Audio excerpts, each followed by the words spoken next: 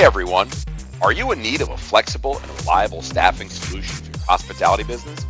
Look no further, because I want to tell you about Winolo. That's W-O-N-O-L-O, Winolo. Winolo stands for Work Now Locally. Winolo enables businesses to find quality and reliable workers for on-demand, seasonal, short-term, and long-term work. Ditch the bulky paperwork and interview process and use Winolo to find quality workers for your hospitality needs fast and get work done even faster. So take your hospitality business to new heights with Winolo and join the industry leaders who have experienced the power of on-demand staffing. With flexible workers and no hidden platform fees, you can save on operating costs and maximize earnings with ease. Winolo is available in over 100 markets, including Chicago, Dallas, Las Vegas, New York, and Seattle. Get workers who are ready to work and spend less time finding them with Winolo. We're very excited for today's episode. Joining us here at the Prosper Forum, our friend, Mr. Don Fox, the legendary, I want to pause for effect, the legendary Have chairman. we had a legendary guest before, Jimmy? You know what? This is the first legendary. I think this might be the first time I've ever said the legendary chairman and leader at Firehouse Subs. Like you like apples? I like do. them apples. I got to tell you, it's unbelievable. Going to be a great episode. Don, thank you so much for being here with Sure us. thing, and I'm just glad it's legendary and not infamous. Yeah, no, it is legendary, you know. Listen, I would have Jimmy, been in trouble right from the start. yeah, no, 100%, 100%. But before we get into it, we're just going to do things a little bit different here on the podcast today. We're going to kick things off with two hot topics. Just dive right into basically, then go into our great segments, All right. the feud, Hot and topics. the quick fire. I get sections too. Yeah. All right. So let's have Don. Give us a little background on yourself, your history, your life. Let's go back to 1964. Let's kick it off. 1967. This is Shaq's Fraser 1975. Crane. Well, yeah, well, it's, 82? yeah, I was 81? doing the math. Let's see, 64, I didn't start working when I was 6. But that's good stuff. I That's could what have we- been. That's what we want to know. What well, was going on? gold, Because but, that wait a minute, is there a statute of limitations with the IRS on... no, Yes. no, Oh, well, yes, that yes, started yes, working, yes. actually. Oh, and yes, I yes, did yes. work. Statute of There is- limitations, yes, 6 years, we're yes, good. you were good. Yeah, no Well, tax returns need to be filed here. We're good. Well, my very first job in the restaurant industry 50 years ago, started washing dishes, a little Italian restaurant in Lakewood, New Jersey. Oh, another New Jersey. You know who loves New Jersey? This guy. Yeah, that guy. I can that tell guy. from the accent right away. Yeah, I've you kind know. of lost mine. I've been out of New Jersey a lot. I've kind of.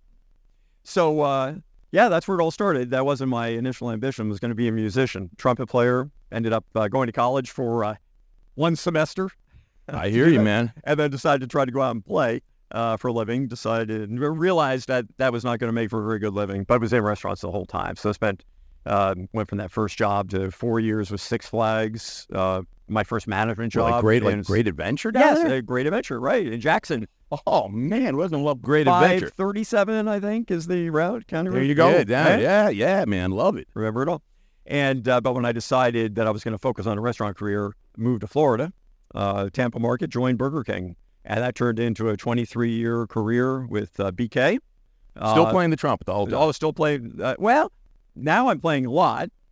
Maybe I'll come back to that, but on and off over the years. Yeah. And then in 2003, joined the Firehouse Subs team. Had moved to Jacksonville in '95 while I was still with BK. Right. And Firehouse was a 65-unit brand then. They were looking for somebody who had experience in the franchising business. And You check those boxes. I had spent a lot of my career with BK supporting as field consultant, Yep. regional rep, working with the franchise community, knew a lot about it.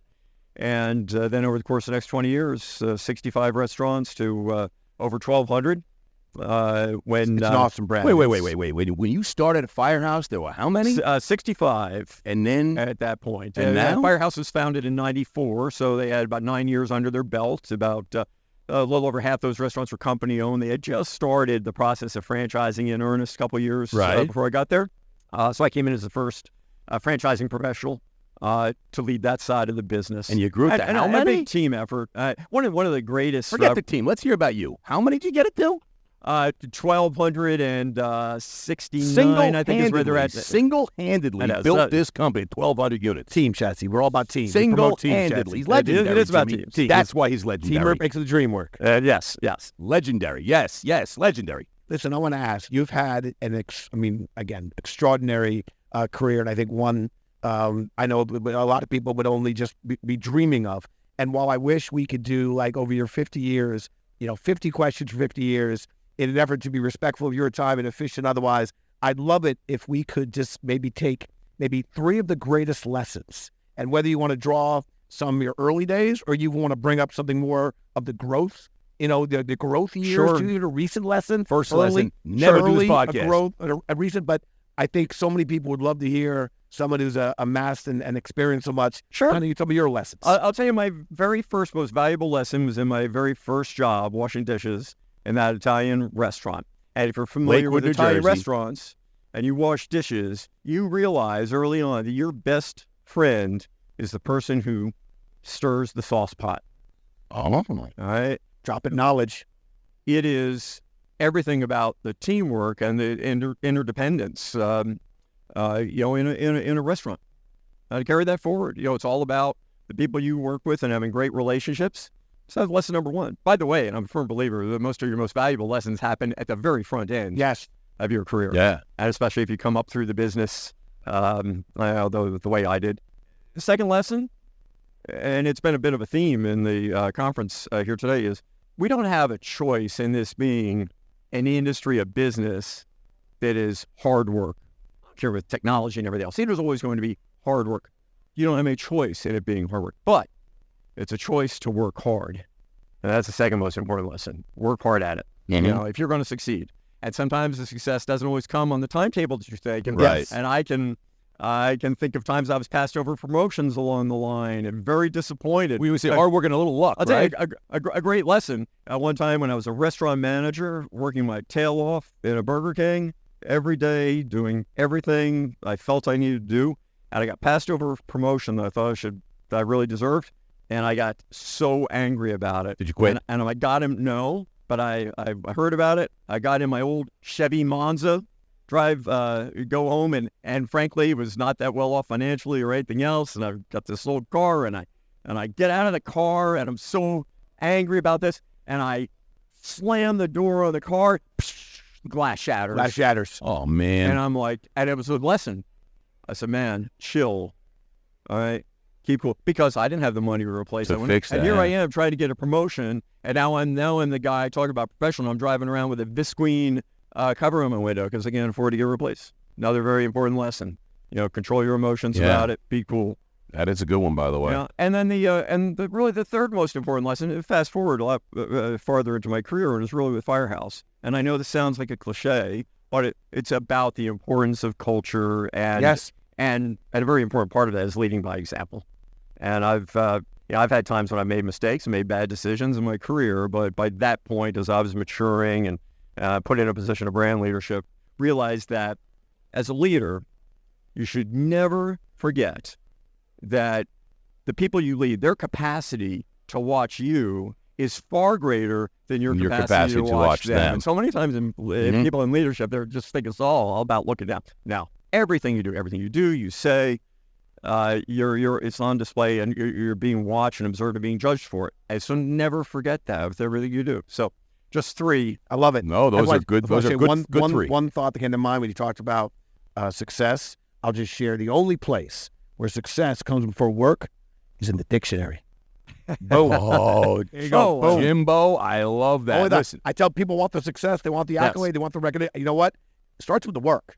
agreed. Then we'll figure the rest out. And sometimes life isn't fair, but it is Life about is, the no work. one says should. No, I love it. And I One appreciate thing I that. love about the restaurant is, and Jimmy, you started as a bartender. I started as a bartender. You started as a dishwasher, but I wash plenty of dishes. Let me tell you, I love using that spray thing. You know, the spray thing on the Eco Lab. You that shit? I love always that said thing. that was the original best piece of innovation. That was the first dishwasher. automation Hey, in a I'm restaurant. going to interrupt for a second.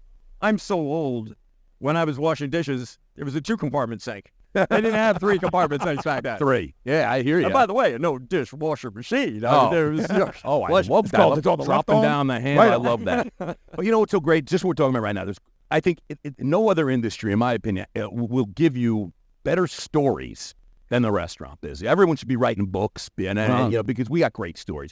So I'd like to hear what's a funny story that you have, and I'm just going to throw out something here because someone mentioned something to me. Is there any story that might involve Shaq that you could remember? Well, yes. Can you share a little bit about Yeah, that? 'Cause sure. someone mentioned something when I said you were going to be on the podcast. Did Josh or Sam tell you Somebody something? said just ask him about Shaq. Sure, we have our brand has a little bit of history with Shaq, and as an aside, we got into social media because of Shaq years ago because he had one of the earlier Twitter accounts, and now X, and I didn't even know what Twitter was at this point. I can't remember the year exactly, and one of my team members it comes in at our office and says, "Hey, you won't believe this. Shaq tweeted about Firehouse." And I'm like, "What's Twitter?" And they tell me. It says, if I get the quote right, it says, "That turkey on wheat is gooder than a mug." All right. So that's when Firehouse got its first Twitter account. So we got to get up. We got to see what they're about. Yeah, Right? no doubt.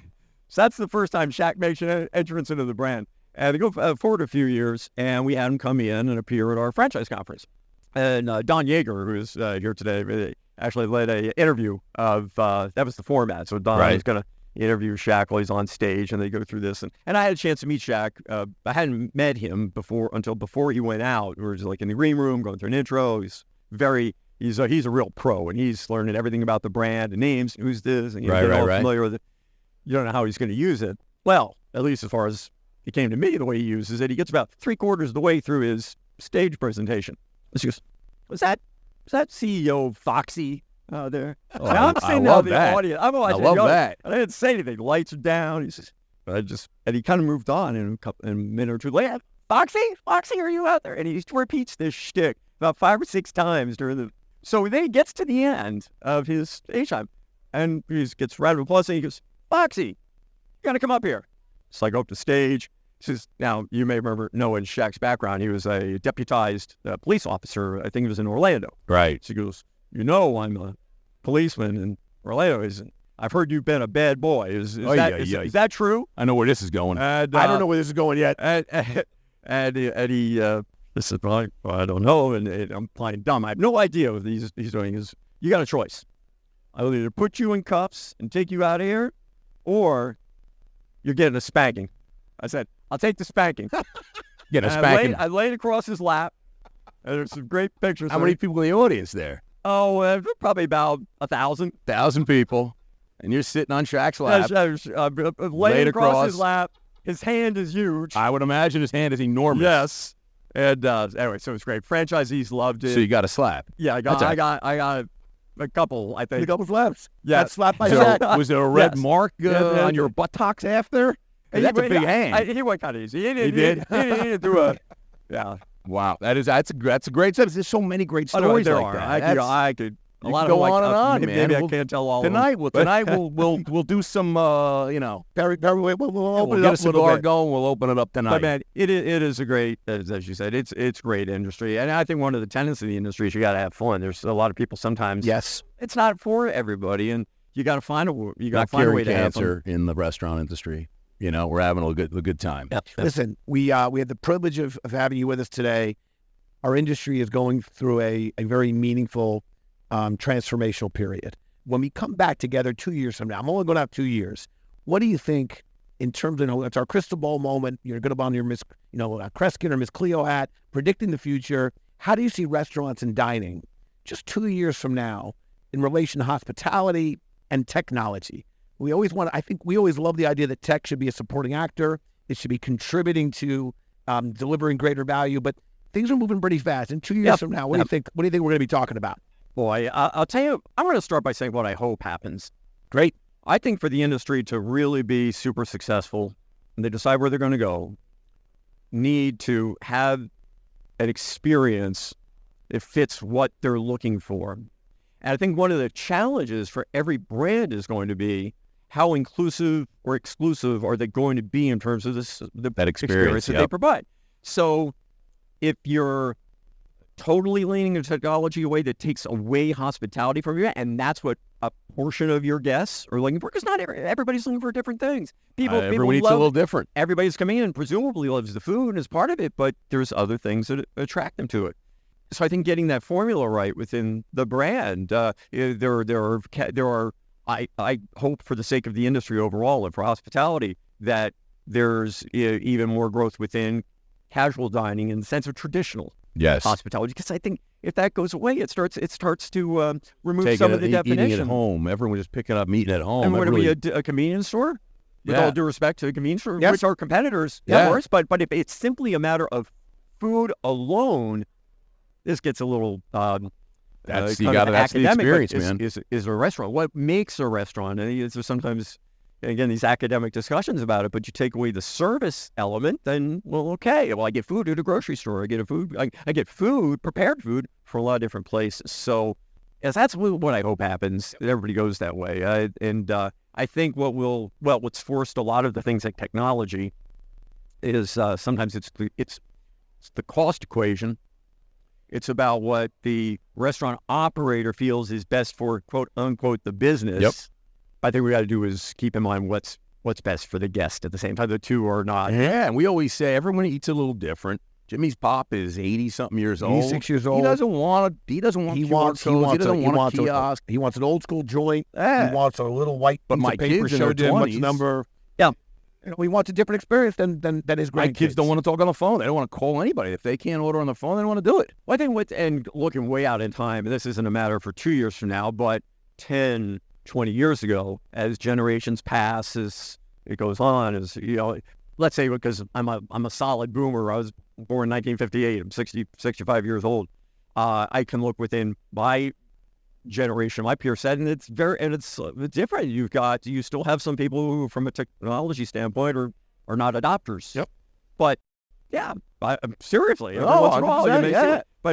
But then you go down to the Gen X, and okay, progressively through the ages. Now, how is that going to flow through over time? I'm very curious to see, maybe 10 years from now, if you look at Gen Z, is there going to be this yearning for the experience? Because there's so many other parts of their lives where they're not getting it Right. because of technology, but I think it's a real missing part. So what is going to provide for that? I'll say one thing about youth today, and this is one thing that's great with this conference that we're at. There's a lot of youth, the accelerators coming in, and I love it. I'm very bullish on youth, actually, when it comes to work ethic and so on within the restaurant industry. I think it's a load of dung, Yeah. decide which alternative word I'll use, about kids today and all that stuff. You can say any word you want on this podcast, by the way. Fantastic. I wish you had told me that. I wish you had told me that 15 minutes ago. There's no rules here. This You whole can thing drop would've gone a any lot bomb different. you want, baby. Any bomb you Hey, want. take the bomb. We don't talk to bombs. No bombs. No bombs? Yeah, we stop at the airport tomorrow. I don't want bomb. No I bombs. mean that. I'm talking about like F-bomb or something, man. The phones are listening. We're going to be recorded. They're talking about bombs. Well, you can say whatever you want. All on right, this say whatever you podcast. want. Anyway, listen, I think we're running out of time. You want to do a little talking back? You want to do talking back, or you want to go right into the feud? Feud. All right, we'll go right to the feud. I ask every Tuesday. We have a LinkedIn poll. We ask great questions out there. 300,000 to 400,000 people respond. I'm the numbers guy. We asked 100 people. It's way more than that. It's way more than that. And we ask, and we get the winner. And I'm going to ask you right now. I'm going to ask you a question. Yep. Pretend you got a buzzer. I'm going to give you the 4 possible answers. You tell me which one is the number one answer on the Family Feud board. Are you ready? Okay, ready. Jimbo, you ready? I'm ready. What's your favorite burrito spot? Is it Freebird's World Burrito, Chipotle Mexican Grill, Taco Bell, or Fuzzy's Taco Shop? Chipotle. Ding, ding, ding. Jimmy, you froze. I was about to give my answer. And you know Mr. what? Foxy I'm gonna is give- right. He might be right, but I'm giving my answer. What's your answer? Freebirds. Freebirds World Freebird's Burrito. on the board, number 2. Oh, is it? Well, that's number 2. Nice. I like it. Fuzzy's number 3 and Taco Bell number 4, but Chipotle is come on. It's a silver. Everybody loves that. Man, those burritos are off the chain, off the chart. All right, listen, we'll go right into the branded quick fire. I'm going to ask you It's a 5 great lightning section round of- questions. Don't think too section hard. of Are you ready? podcast Are you ready? history. 5. Just ask Shatsy. Oh, it is. We've done a Nielsen poll of the number one segment on all podcasts, and the hospitality, the quick fire is the number one. That's not me. That's Nielsen talking. Okay. Joe Rogan, eat your heart out. Favorite sandwich topping? Tomatoes. Where are you getting dinner from tonight? The Nestle I'm experience. not sure. What's your favorite cuisine? What's your Yeah. favorite cuisine? My favorite cuisine. We know where he's eating tonight. He's eating with us We're all tonight. eating at the We're same all eating place. tonight. Good question. I got to talk to my producer. Okay. Favorite cuisine? Actually, whole grain cereal. Okay, that's I'm on a very low fat. I'm gonna be All right. honest. Oh, I'm you on look an extremely fantastic. You low look fat great. diet. I got to tell you, And, whatever yes, you're doing, yes. Jimmy, we got to talk. Yes. We got to talk Don after this. No shaming. Favorite No food shaming. scene? I'm not shaming. I'm being truthful. What's your favorite food scene in the world? I'm sorry, my Favorite food city in the world. Oh, favorite foods. Chicago. I love Chicago. Good city. Good food city. Where's your favorite place to travel? Wow. You know, I love traveling back to home. Is where my favorite place to travel. Lakewood, New Jersey. No matter where I go. No, home. In Jacksonville. Oh, So, okay. you know, I with thought, all the- we started out Lakeville, New With Jersey. all the traveling I've done all over the world, there's not a place I've gone to that I've said, "Oh, I'd rather be here." My favorite place to travel to Is going home. That's a sweet story. Man, I love that. I love that. All right, listen. If you were to travel, if you were to challenge Jimmy or I to a classic game show, match game, you know match game, right? Yeah. What are your better odds of beating? Jimmy or I? Match game. Is that match game? I think. It's not a match game? I think if it was Let's That's Make Family a Feud. Deal, I think you guys would be in a suit together. Oh, Of some sort. Which Yeah. one would be the Which would way be the the head front, and the- would be which the would front be or the the ass? back? Yeah, you'd Which be, would be you'd the be ass? the Siamese twins. Something like costume. that. Yeah, I Something got like you. I that. got I you. think I'd have a better chance of beating Jimmy. Yeah, I like that. Yeah. I respect the answer. You Does just he- don't does- agree with it. Well, I don't. Does he know how quickly you lose? You lose your attention. There we go. We go. Match Somebody game. about the Match game. Match game. See, there's a strategy. Yes. See, I'm just saying that so that he thinks he can challenge me. There we go. Because I really think I'll beat him. You see? Totally respect it. Listen, I'm not a small man. I'm not as big as Shaq. So at the risk of Mike getting slapped, What, you want Foxy. You want to spank? No, you I wanna want to say spank? Foxy. You want to spank Foxy? I just want to call him Foxy. I Listen, Don, love saying Foxy. What was I saying? We appreciate you joining us. Does everybody call you Foxy? I bet that afternoon there were a Well, few. Yes, it caught on a little bit. It's caught on. I'm going Yeah, Foxy. we- May I call you Yes. Foxy? Yeah, you can. Not if you want him to respond to you. Our new best friend, Foxy. But listen, we want to thank you for joining us, having some fun with us. We do love literally having the opportunity to speak to people that have just been so meaningful and instrumental in this industry that we love. And you're here, you're giving back, and you're teaching lessons, and thank you for all of it. If you want to get in touch, our listeners want to get in touch with Mr. Fox, we don't give out personal information anymore. Mr. Fox. That was a season. I'm trying to make up for the Foxy comment. Okay. You can email the podcast team at podcast@brandonstrategic.com, and we would be happy to connect you. And Don, sincerely, thank you for everything you're doing for the industry. Cheers. Thanks, Jimmy. Thanks. Yeah, Mike. thanks.